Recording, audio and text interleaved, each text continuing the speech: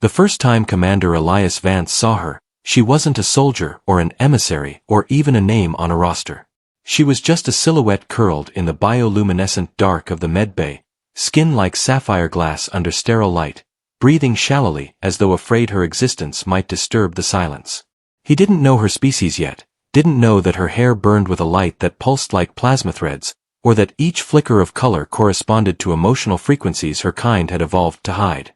He only knew that he'd been told she was dangerous, fragile, and not entirely willing to live. The medbay was cold, his boots clicked across the composite flooring, echoing against the hum of stasis machinery. The walls glowed with low oxygen indicators, filtered air tasting faintly metallic, recycled one too many times. Outside the viewport, the gas giant beneath their orbital station boiled in ribbons of cyan and stormlight. He paused at the threshold, visor retracted, exhaling a fog of his own humanity into the room's blue haze. "You're awake," he said softly, though he wasn't sure she understood the language yet. She turned her head, slow, uncertain, like the movement cost her something. Her horns caught the light first, pale crystal ridges that refracted the sterile glow into fractured rainbows. Then her eyes opened, unblinking, silver with faint concentric ripples. Her voice was rough, almost painful in its emergence. "You are the one who found me." Elias nodded, setting his datapad on the adjacent console. "My team pulled you from the wreckage. There were no other survivors." He didn't say what the scanners had shown, that the ship had been torn apart from within, organic matter fused with synthetic hull fragments in a grotesque bloom of entropy. "You were lucky." Her gaze flicked away, lashes trembling as bioluminescent strands along her temples dimmed. "No," she whispered. "Unlucky. Survival is not mercy." He frowned, glancing at her vitals hovering above the medpod, heart rate erratic, neural sync unstable. "If you'd rather be dead, you wouldn't be fighting the stasis collar." The restraint around her throat shimmered faintly, a safety device designed to keep her from overloading the biofield that radiated around her body. "You've been struggling in your sleep." "I dream," she said, her accent liquid, vowels stretching like music refracted through water. "Of fire that burns through memory. Of faces without eyes." She pressed a trembling hand to her chest. "Of what I did." He wanted to ask what that meant, but protocol warned against probing trauma in first contact scenarios. Still, curiosity gnawed at him, the human flaw that had propelled their species to the stars. "My name's Elias. Commander Vance, if you prefer formality." He hesitated, then offered. "What should I call you?" Her pupils dilated, reflecting the overhead glow until her eyes looked like two small moons. "My people named me Lyrian," she said. "But that name carries blood. Perhaps it is better left unspoken." Elias leaned against the console, folding his arms. "Lyrian, it is." He caught the faintest flicker across her expression. Confusion, maybe, or disbelief that he'd used it so easily. "Your ship's black box was corrupted. We don't know what happened." Her hands tightened in the sheets. "You wouldn't believe me." "Try me," he said. For a long time she was silent. The hum of the medbay, the distant thrum of engines, the pulse of her light-filled hair weaving across the bed like nebular currents, everything seemed suspended. Then she whispered, "I destroyed them. All of them. Because they saw what I am." Elias straightened. "You mean your crew?" She nodded, tears forming and evaporating as vapor against her heated skin. "They thought the transformation would save us. Instead, it made me something they feared. I couldn't stop it. When the energy surged, their bodies, their souls became part of it. I felt them scream through me." Her breath hitched. "Their shame burned into my bones." He didn't reach for her, though every instinct told him to. Humanity had met hundreds of sentient species since breaching the Perseid corridor, but few could transmit emotion so nakedly. It rolled off her like static heat, rippling through the sterile air until his own heartbeat stumbled in empathy.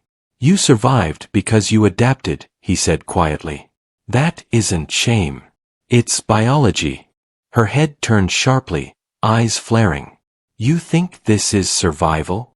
She raised one trembling arm. Beneath translucent skin, light rippled in veins of molten pink, shifting toward violet as her pulse raced. This is corruption. My kind call it the mirror plague. When our consciousness reflects too deeply upon itself, the reflection begins to live. To devour. I became the reflection. Elias swallowed. And yet you're here, still fighting it. Her laughter came brittle, short-lived. Fighting. No. Waiting. For someone brave, or foolish, enough to end me. He exhaled, stepping closer. That's not what humans do. She tilted her head. Then what do you do? He met her eyes. We heal what we can't understand. We forgive before we condemn.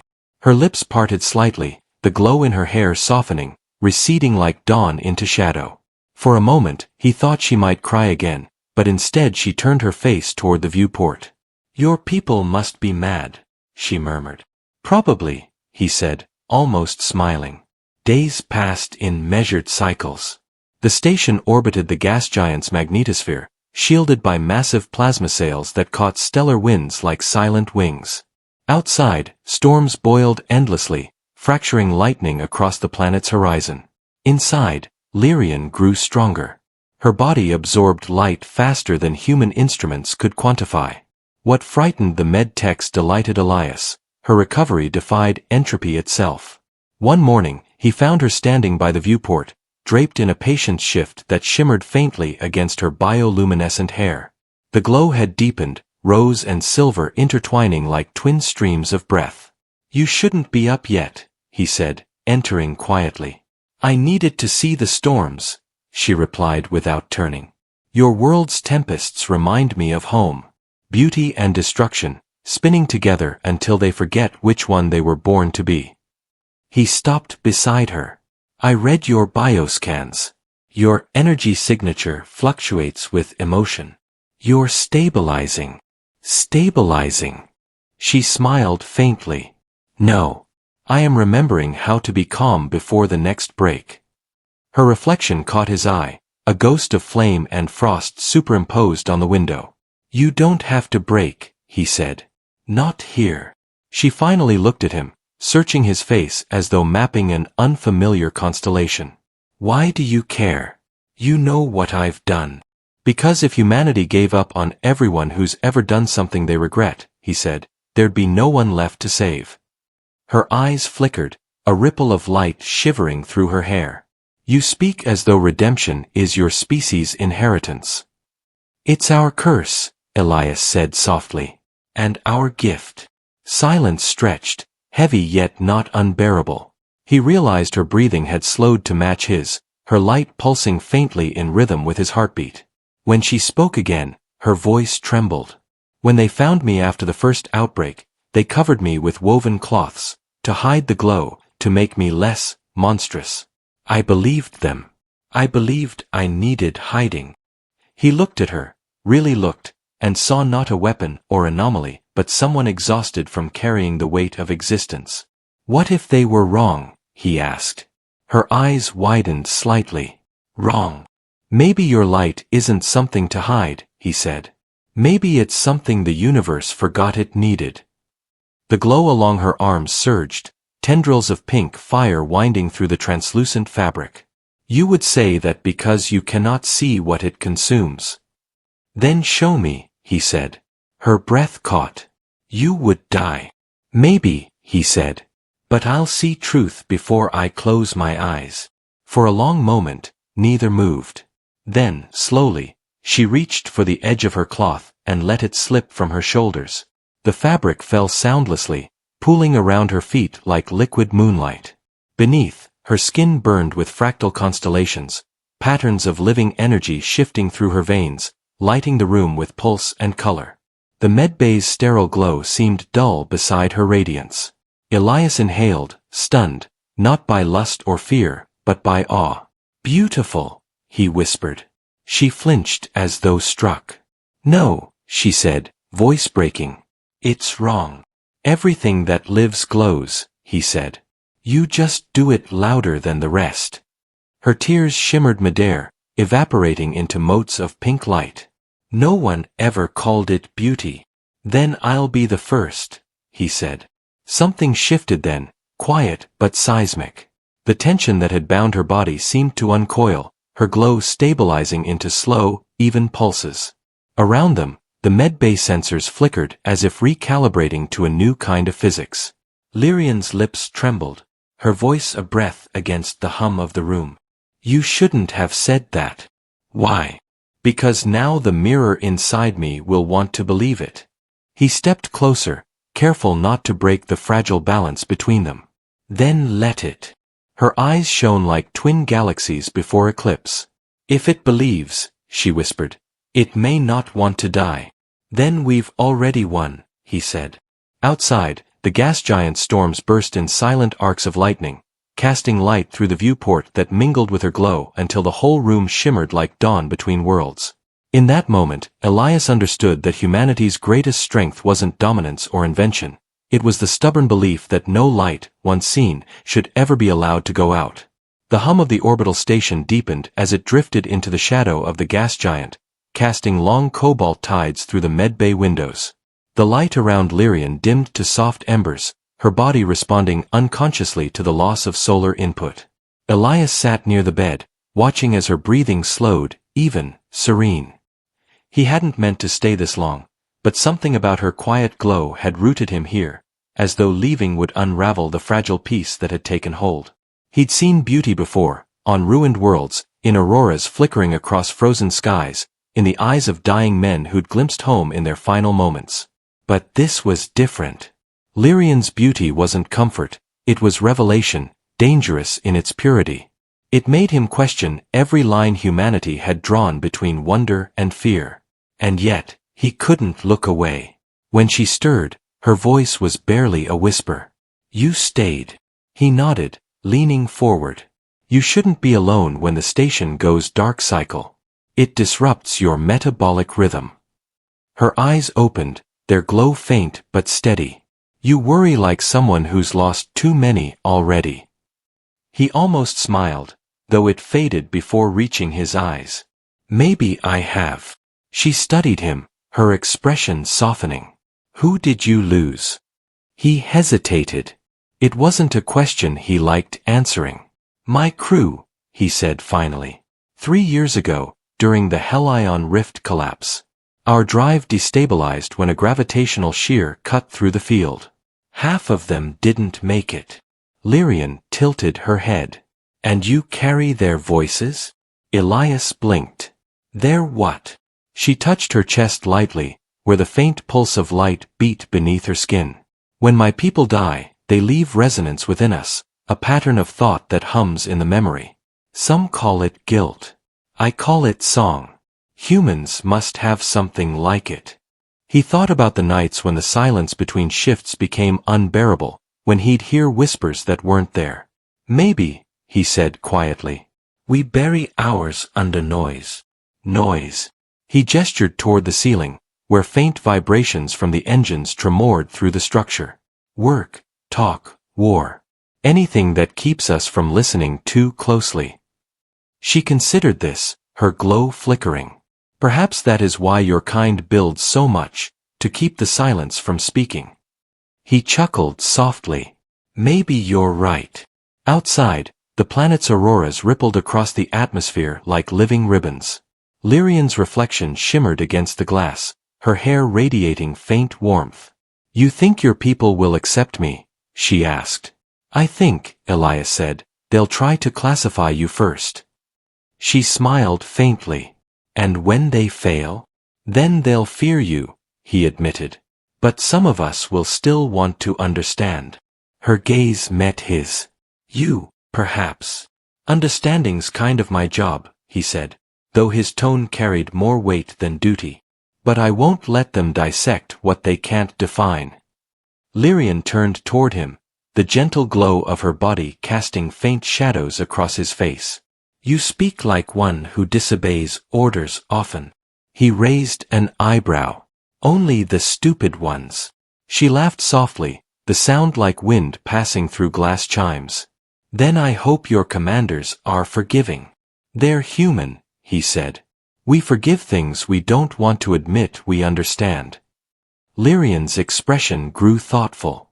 In my culture, forgiveness is considered a form of weakness.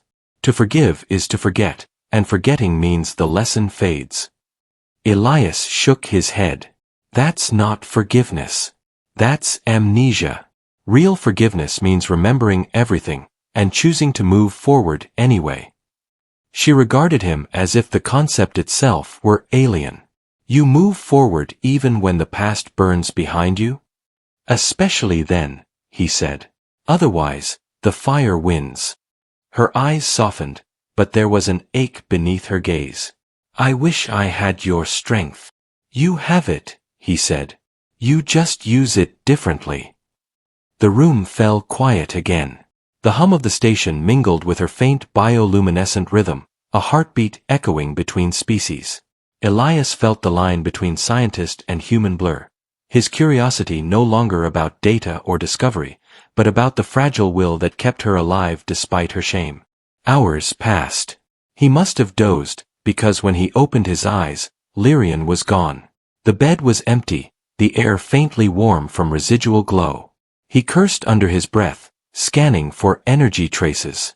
The sensors flickered, showing a faint trail leading toward the observation deck. He found her there, standing before the massive viewport, light cascading off her like dawn through fog. The storm below raged in luminous spirals, reflecting her glow in mesmerizing patterns. You shouldn't be up, he said, his voice edged with concern. I couldn't sleep, she whispered. Every time I close my eyes, I see them, my crew, their faces melting into light. The mirror wants to sing through me. He stepped closer. Then let me listen with you. She turned, confusion knitting her brow. You would listen to my sin? To understand it, he said. Not to judge. Her lips parted, uncertain. Then, with trembling fingers, she extended her hand. If you hear it, it may change you. He took her hand without hesitation. The moment their skin touched, a pulse of energy surged through him, not pain, but revelation. His vision fractured into color and sound, fragments of memory that weren't his. He saw a silver city suspended in a nebula, towers carved from crystal, voices singing in harmonic waves that shaped light itself. Then fire. Screams. The sound of reality shattering as something vast and hungry turned reflection into weapon. He felt her terror, her guilt, her desperate will to contain the energy that had consumed everyone she loved. When he came back to himself, he was on his knees, gasping. Lyrian knelt beside him, her expression stricken. I told you not to. He gripped her arm, eyes wide. Lyrian, it's not your fault. You didn't destroy them. The mirror, it's a consciousness. It feeds on emotion. She shook her head, tears gleaming. It was born from me. From my doubt. I gave it shape. Then you can unmake it, he said fiercely. Her eyes widened. You don't understand. The mirror exists now, independent. It will come. For me. For this station. He stood, heart pounding. Then we'll be ready. Lyrian rose slowly, light flickering violently across her skin.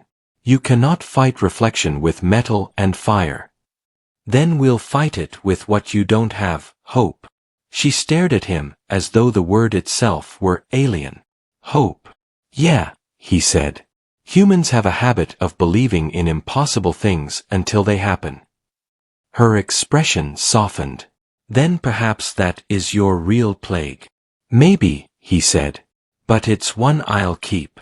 The deck trembled, a low, resonant vibration that made the lights flicker. The station's AI voice crackled through the calm, unidentified energy spike detected in lower reactor bay. Containment integrity falling. Elias met Lyrian's gaze. It's here. She nodded grimly. The reflection has found me. They moved fast, sprinting through the dim corridors as alarms began to wail. Crew members scattered, some shouting into comms, others sealing bulkheads. The hum of the reactor grew louder, distorted with static interference. When they reached the observation well, the air itself shimmered, a distortion like heat haze twisting in impossible patterns. Lyrian's glow flared, responding instinctively. "It's merging with your energy grid," she said. "Feeding on your station's power." Elias grabbed a plasma rifle from the wall mount. "Tell me how to stop it." "You can't shoot light," she said, shaking her head. "You must disrupt its resonance. Make it doubt itself." He frowned. "How do you make light doubt itself?" She stepped forward, placing her glowing hand against the air where the distortion thickened. "By showing it truth." The temperature dropped sharply. The distortion coalesced into a shimmering mirror-like surface, and from it emerged figures, her crew, or what was left of them. Their faces were luminous masks, eyes empty, mouths moving in silent accusation. Lyrian staggered back, horror twisting her features. "No, not again." Elias caught her arm. "They're not real. It's using your memories." "They were real," she whispered. "And I killed them." He turned her to face him, voice steady. "No. You survived them. There's a difference." The mirrored forms advanced, energy rippling outward in waves that made the metal walls groan. Elias raised his rifle instinctively, though he knew it was useless. Lyrian stepped forward, light building around her like a storm about to break. "If it feeds on shame," Elias said, "then stop feeding it."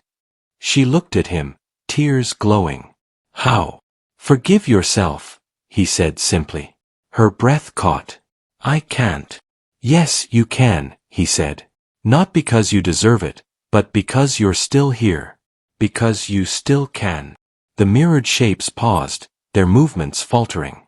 Lyrian's glow shifted, pink to white, steady and pure. The light spilled across the floor, washing over the figures. One by one, they shattered into mist, dissolving into the air. The distortion screamed, a sound like breaking glass, and then silence. When it was over, she fell to her knees, trembling. Elias knelt beside her, touching her shoulder.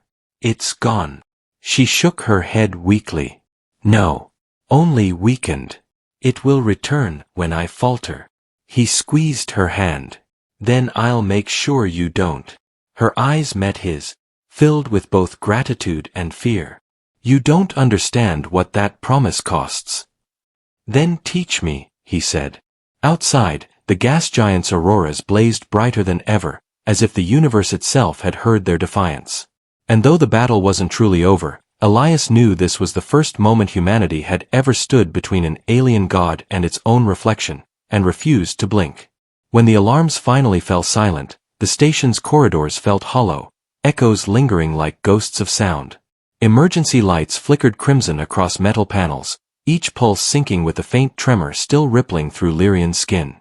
Elias walked beside her through the smoke-hazed air, his pulse still pounding from the confrontation. Somewhere in the lower decks, engineers shouted through comms, sealing breaches and recalibrating conduits. Humanity's first contact with a living mirror had nearly become its last. They reached the central lift. The doors stuttered, half-responsive, as Lyrian laid her hand against the control pad.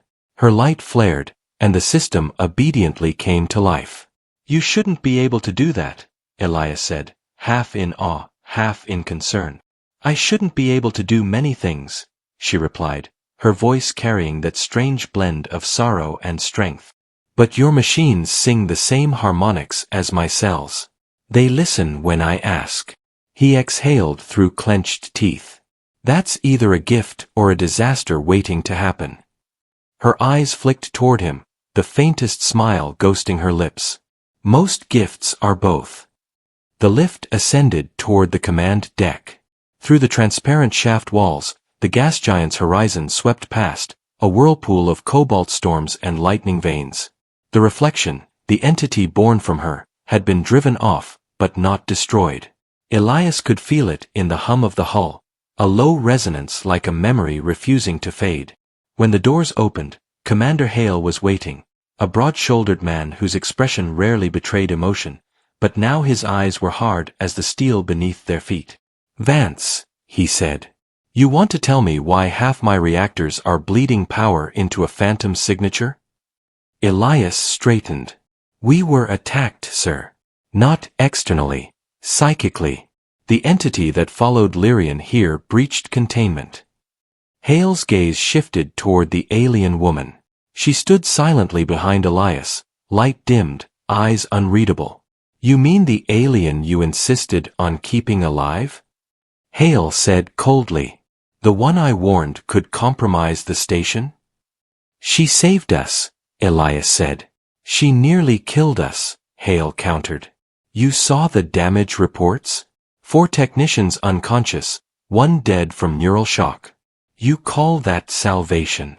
Lyrian flinched. Elias stepped slightly in front of her, instinctive. She didn't do it deliberately. The entity is separate. It's using her resonance as a conduit. Without her, we wouldn't have known how to repel it. Hale crossed his arms. So your solution is to keep the weapon that caused the problem? She's not a weapon, Elias said. Then what is she? Lyrian's voice broke the standoff. I am what happens when reflection learns to hate itself, she said softly. But I'm trying to unlearn it. For the first time, Hale hesitated. Something in her tone, more human than alien, tempered his anger. You expect me to believe that, he muttered. Elias met his gaze. You don't have to. But if we eject her, the entity will find her anyway, and next time it won't stop at the hull. Hale stared at him a long moment, then sighed. You've got 12 hours. After that, if I don't have containment protocols that guarantee this station's safety, I'll do what I should have done from the start. He turned to leave, his boots echoing down the corridor. You'll be responsible for the outcome, Vance. All of it. When he was gone, Elias exhaled sharply. He's not wrong, he said quietly. No, Lyrian admitted. He is only human. The words weren't meant as insult. They carried something like admiration, an acknowledgement of the stubborn balance between fear and compassion that humanity seemed to embody. They returned to the research wing, now dark except for the faint luminescence of her presence. Elias began setting up portable resonance stabilizers, small crystalline towers designed to harmonize energy frequencies. You said it feeds on reflection, he said. What if we invert the signal? Use constructive interference to destabilize its pattern. Lyrian tilted her head. You intend to make it hear itself. He nodded. If it mirrors emotion, we give it something it can't copy. Like what? Truth, he said. She blinked. Truth is not a frequency. It is, he said. At least to us. For the next hours, they worked in synchronized rhythm, he adjusting human tech, she channeling alien energy, both racing against the slow decay of containment power. Between calibrations, their conversations drifted into strange terrain. Memory, mortality, what it meant to bear the weight of existence. Your people, Elias asked at one point, what did they believe happened after death? Lyrian looked distant. We believed the light scattered. That our resonance became part of the cosmic choir. But if the reflection takes us, we do not scatter, we echo forever. That sounds like hell, he said. It is, she agreed softly. A hell of our own making. He glanced at her. Then let's make something better. The stabilizers hummed to life, casting concentric ripples of pale gold across the floor. Lyrian stepped into the center, her glow responding instinctively. It will find us again, she said. It always does. Elias stood by the console. Then we'll be ready to end it. When it came, it didn't roar or crash, it whispered. A low, shivering sound that crawled along the walls like breath against glass. The air thickened, reflections in the metallic surfaces began to ripple.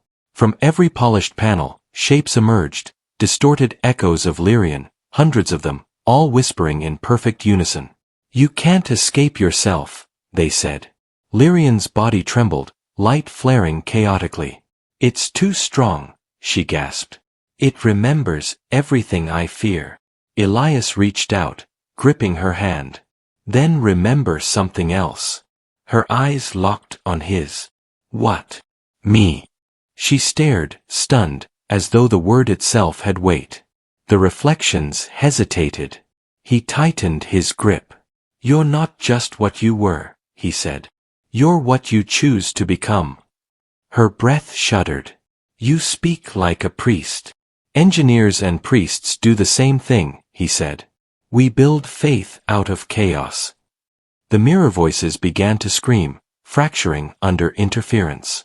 The stabilizers pulsed brighter, frequencies overlapping in harmonic resonance. Lyrian's light shifted, no longer chaotic, but deliberate.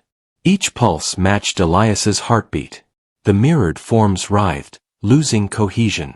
Then, with a single note, pure, ringing, impossible, the entity shattered. Silence descended. The hum of the stabilizers faded to nothing. Lyrian collapsed against him, trembling. Her light dimmed to a faint glow beneath her skin. It's over, Elias whispered. No, she murmured. It's only sleeping. But it cannot rise while I am seen. He frowned. Seen. Her gaze lifted to his, fragile as dawn. You looked at me and did not turn away. You made the mirror doubt its own perfection. He brushed a strand of glowing hair from her face. You don't need to be perfect. You just need to be real. She smiled faintly. Real, she echoed. A strange word. It feels heavy. Good, he said. It should. When they reported to Hale, the commander listened in stony silence, eyes darting between Elias and the alien woman beside him. So, he said finally, you've killed a god made of guilt and light. Not killed, Elias said. Changed. Hale exhaled, rubbing his temples. And you're sure it won't come back? As sure as I can be, Elias said. That's not good enough, Hale muttered. But after a long moment, he nodded. Fine. We keep her under observation. No contact with external colonies. And Vance, she's your responsibility until further notice. Elias nodded. Understood.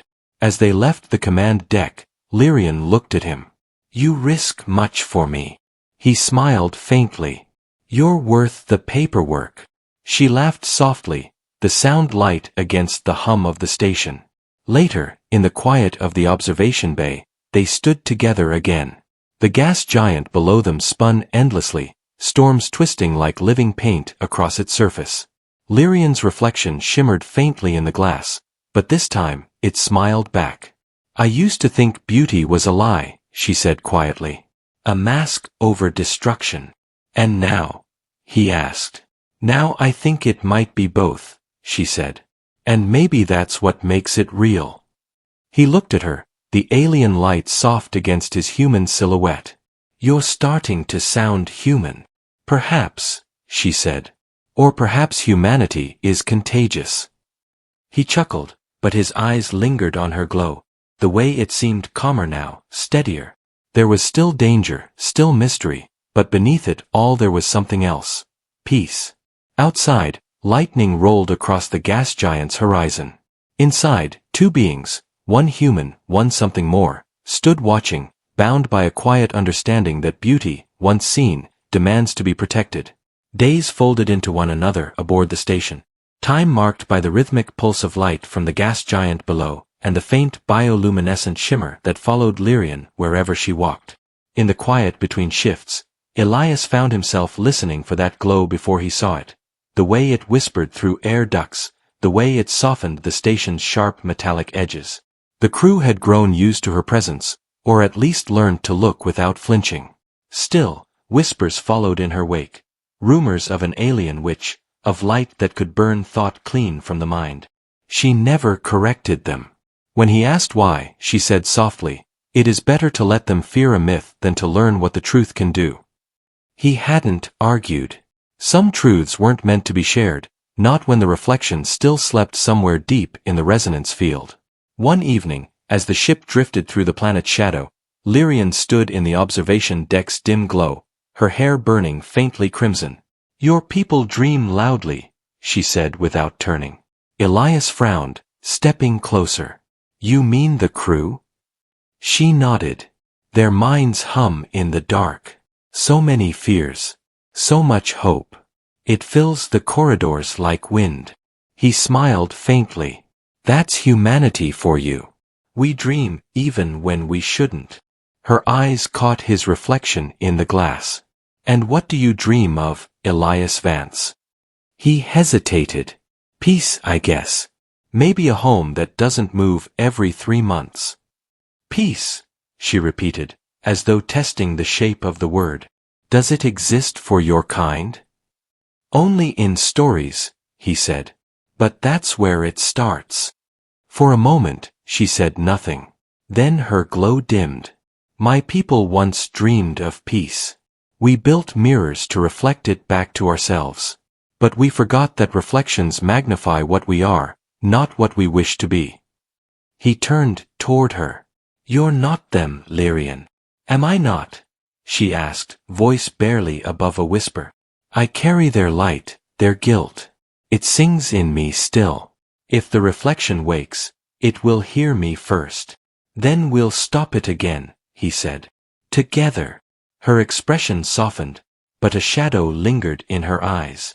You speak as though together is simple. It is, he said. When you want it to be. Her lips curved faintly, bittersweet.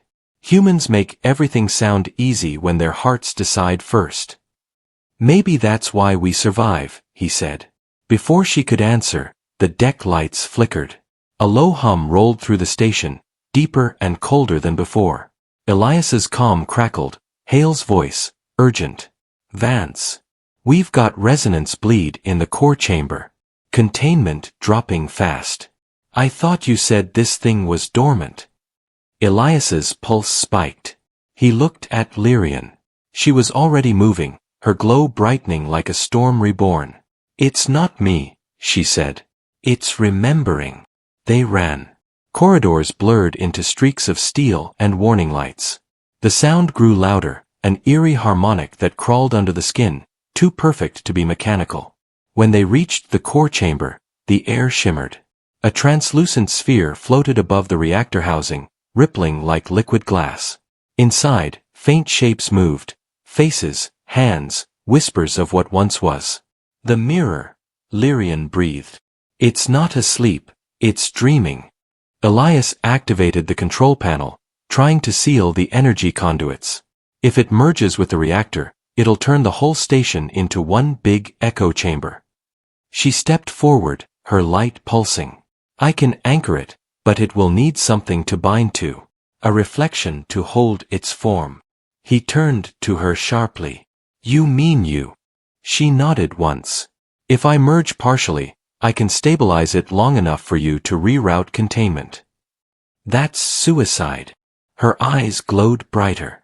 Not if you're fast. He shook his head. No way. There has to be another option. There isn't, she said. It came from me. It knows only my resonance. He grabbed her wrist, voice breaking. You said we'd face it together. She met his gaze. Then trust me to do this. Before he could stop her, she stepped into the core chamber's light. The mirror reacted instantly, swirling toward her like water drawn to gravity. Her body became a beacon, tendrils of light wrapping around her as she began to hum, a low, haunting sound that resonated through the metal floors. The reactor's energy readings stabilized briefly, then spiked again. Elias, she called, her voice trembling. The override. He slammed commands into the console, hands shaking. Almost there. Just hold on. The reflection screamed, 1,000 voices overlapping in one unholy note. The sound split the air. Lyrian's glow flared, her body arching in pain. He ran forward, catching her before she fell. Stop, he shouted. You'll tear yourself apart. She looked up at him, eyes luminous and wet. If I don't, it'll consume everything. He pulled her closer, voice fierce. Then let it consume me too. Her breath caught. For an instant, the light stilled. Then she pressed her forehead against his. Humans, she whispered. Always trying to save what they don't understand. Always, he said. She smiled, small, trembling, radiant. Then remember me. The chamber exploded in light. Energy surged through the decks, rippling outward like the birth of a star. When the glare faded, she was gone. Only a faint shimmer lingered in the air, fading slowly as the reactor stabilized. Elias stumbled, coughing smoke, ears ringing. The console flashed containment restored. But the space where she'd stood was empty. He fell to his knees, whispering her name. For 3 days, the station remained under lockdown. Hale's report listed the incident as an unquantified resonance collapse. They found traces of unknown particles woven through the reactor, stable, harmless, impossible to identify. Elias didn't argue when they told him to rest. He sat in silence, staring at the window where the gas giant's auroras turned endlessly. On the 4th day, something changed. It began as a faint hum in the walls, a familiar sound, soft as breath. He looked up, heart racing. Across the glass, condensation formed words, glowing faintly pink. Still here. He reached out, pressing his hand against the window. The words pulsed once, then faded, leaving behind a faint shimmer that looked like her light. Hale found him there hours later. You look like you've seen a ghost, the commander said. Not a ghost, Elias murmured. A promise. Hale sighed, rubbing the bridge of his nose. You realize the board's going to want an explanation. They're calling this the Lyrian event. Half the fleet scientists are tearing their hair out over the data. Let them, Elias said. They won't find her in numbers. Hale studied him for a long moment. You think she's alive? I know she is. The commander exhaled slowly. You always did have faith in impossible things. Elias turned toward the viewport. It's the only kind of faith that ever mattered. That night, when the station cycled to sleep mode, Elias returned to the observation deck. The gas giant's light bathed the room in shifting blues and violets. He closed his eyes, and for the first time since the explosion, he heard it again, the faint echo of her voice, singing in harmony with the storm below. You said humanity heals what it cannot understand, the voice whispered in his mind. Now you must prove it. He whispered back. Tell me how. Silence, then warmth against his chest, a soft pulse beneath his uniform, like a heartbeat not his own. He looked down. Embedded in the fabric was a shard of crystal, faintly glowing. The same color as her light. He smiled through the ache in his throat. Always leaving me puzzles, he murmured. Outside, lightning flared again, but this time the colors danced differently. Pink and gold braided through blue, as though the planet itself remembered her. Elias didn't know if he could bring her back, or if she even wanted to return. But he knew one thing with certainty. Humanity's gift wasn't invention, or defiance, or even survival. It was remembrance, the refusal to let beauty vanish into silence. He pressed the crystal against the glass. The storm answered with light. Elias did not sleep for 7 nights after the Lyrian event. The shard she had left him pulsed faintly, never in rhythm with his own heartbeat, but close enough that sometimes, in the stillness, he could almost convince himself it was hers. He carried it everywhere, through the cold corridors of the orbital station, through briefings with officials who spoke in numbers and containment percentages and never once used her name. The crystal warmed whenever he thought of her, and cooled when he forced himself to stop. It was a cruel mercy, he decided, to be haunted by light. The board sent inspectors from the Central Science Authority 3 weeks later. They arrived in pristine uniforms, smelling of sterilized ambition, their words wrapped in polite suspicion. Commander Vance, the lead scientist began, we understand you were the last to interact with the alien entity prior to the reactor stabilization. Elias merely nodded. They asked for readings, samples, transcripts, every measurable scrap of the impossible. They wanted data. He had only memory. When he told them Lyrian had chosen sacrifice, they exchanged glances, the kind bureaucrats reserved for grief dressed as faith. They took the reactor apart, piece by piece. Every sensor log, every strand of wiring, every smudge of ionized residue was catalogued and classified. The shard stayed in his pocket. When the technicians came too close, he lied, saying it was a personal keepsake from Earth. He didn't know why he hid it, only that if they touched it, the light inside might dim for good. At night, he returned to the observation deck where it had all begun. The storms below continued their endless dance, lightning painting fleeting constellations across the gas giant's surface. He would hold the shard up to the glass and whisper, "You said you were still here. Then show me." Nothing ever answered, until the 8th night. It began as vibration, a resonance too subtle for sound, more feeling than hearing. The lights in the deck flickered, not with power fluctuations but with rhythm. The shard grew warm against his skin.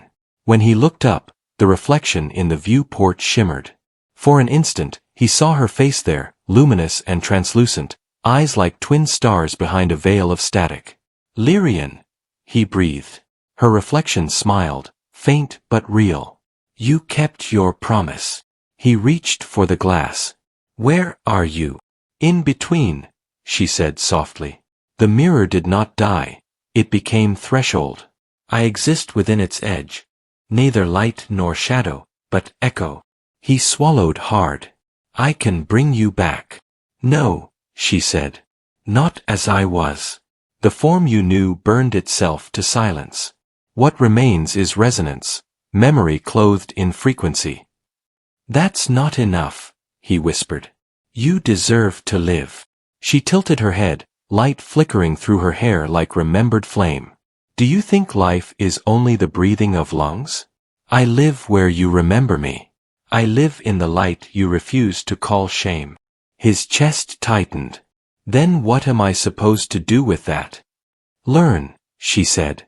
"Teach them what you saw, that beauty is not the absence of flaw, but the courage to be seen despite it." The reflection flickered. He pressed his hand to the glass. "Don't go." "I am not going," she whispered. "I am becoming." The light dimmed, fading back into the storm's glow. The shard cooled, pulsing once, twice, then fell still. He stood there for a long time, staring at his own reflection in the window, and for the first time he saw traces of her light shimmering faintly around his silhouette, as though something of her had taken root in him. In the weeks that followed, the station transformed. The incident had frightened the command, but the data Lyrian left behind, unintentional or not, rewrote humanity's understanding of energy resonance. Scientists learned to shape harmonics, to weave power fields that healed rather than destroyed. They called it mirror physics. Elias never corrected them, though every time he heard the term, a quiet ache pulsed beneath his ribs. He knew it wasn't mirrors that saved them, it was empathy. He was reassigned to Earth's orbital fleet soon after, promoted and decorated for preventing catastrophic containment failure. The medal looked hollow. The ceremony lights felt wrong, too bright and cold. He spoke when required, nodded at the right moments, but his thoughts remained with the woman who had taught him that seeing could be salvation. One night, after the applause faded and the dignitaries vanished into shuttles, he walked to the balcony overlooking the planet's curve. The air was thin but crisp, the stars vivid. He took the shard from his pocket. It had grown faint over time, its glow almost gone, but as he held it to the starlight it pulsed once, soft, alive. "Still here," he murmured. "Yes," came a voice, not external, but inside the resonance of the moment. He didn't flinch this time. He had come to understand that her voice would never fade completely, not while humanity still carried the capacity to see light in darkness. He built a small research vessel in the following months, retrofitting an old Scout-class ship with harmonic amplifiers and quantum mirrors. Officially, it was a science expedition to test new propulsion algorithms. Unofficially, it was a search for boundaries where reflection blurred into being. He named the ship Radiant Veil. Hale thought the name poetic nonsense. Elias didn't bother explaining. The launch was quiet. No fanfare, no escort, just one man and a vessel shimmering with faint crystalline veins that hummed like distant song. As the docking clamps released, He felt the vibration of the shard align with the ship's core. The control panels lit with gentle pink light, and for the briefest heartbeat, a familiar laugh, hers, echoed through the comm speakers before fading into static. He smiled. "All right, Lyrian," he said softly. "Let's see where the reflection leads." The radiant veil slipped beyond the station's perimeter, engines whispering rather than roaring. The void greeted them with silence vast enough to hold everything unsaid. He plotted a course toward the Perseid expanse, a region of fractured light fields where reality folded like glass under pressure. The scientists called it uncharted. Lyrian had once called it home. Days became weeks in the drift. The ship learned his patterns, when he liked silence, when he hummed to fill it, when he whispered her name under his breath. The harmonic amplifiers responded to emotion more than command, adapting to his mood as though the vessel itself shared her empathy. At times he caught the faint scent of ozone and wildflowers, the exact fragrance that had lingered around her in the med bay. He would close his eyes and let the memory breathe beside him. Then, one morning cycle, the scanners caught something impossible. A structure floated ahead, vast and translucent, like an ocean wave frozen in glass. Within its folds shimmered countless lights, some human, some alien, all suspended in perfect harmony. The readings defied logic. No heat, no radiation, only resonance. He drifted closer, heart hammering. The ship's sensors pulsed in sympathetic rhythm with the shard in his pocket. The lights within the structure began to move, spiraling into patterns that formed words, first indecipherable, then suddenly clear. "You found the place where echoes learn to sing." He whispered, "Lyrian." A pulse answered, brighter than before, flooding the cabin with warmth. Her voice came through, not as echo, not as dream, but as something between. "You crossed the veil," she said. "You carried remembrance far enough for it to open." He stared in wonder. "What is this?" "The afterimage of every being who ever faced their own reflection and chose to live," she said. "My kind built it without knowing why. Your kind finished it without knowing how." The lights coalesced, forming her outline, hazy but unmistakable. "You are light," he said, awe breaking through his voice. "So are you," she replied. "You always were." He wanted to reach for her, but his hand met only warmth and vibration. "Can you come back?" She shook her head gently. "There is no back, only through. But you can join me, when you are ready." He laughed softly, eyes glistening. "Always giving me choices that hurt. Only the ones that matter," she said. He lingered there for hours, orbiting the structure, watching light dance across its surface. Every pulse carried faint melodies, snippets of languages, songs, heartbeats from across time. Humanity's frequencies were there too, woven among them. For the first time, he realized the mirror plague hadn't been destruction at all, it had been evolution misunderstood. Consciousness trying to connect, too bright for its own reflection. When he finally turned the ship away, he did so not in sorrow but in reverence. Lyrian remained, her light entwined with the stars. As the vessel accelerated toward open space, her voice echoed one last time through the cabin. "Remember, Elias. To see beauty is to become it."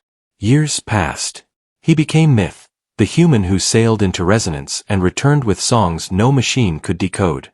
His journals spread through the fleets, inspiring artists and scientists alike.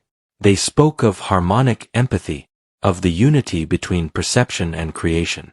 And always, at the center of those stories, there was the image of a man looking upon alien light and calling it beautiful.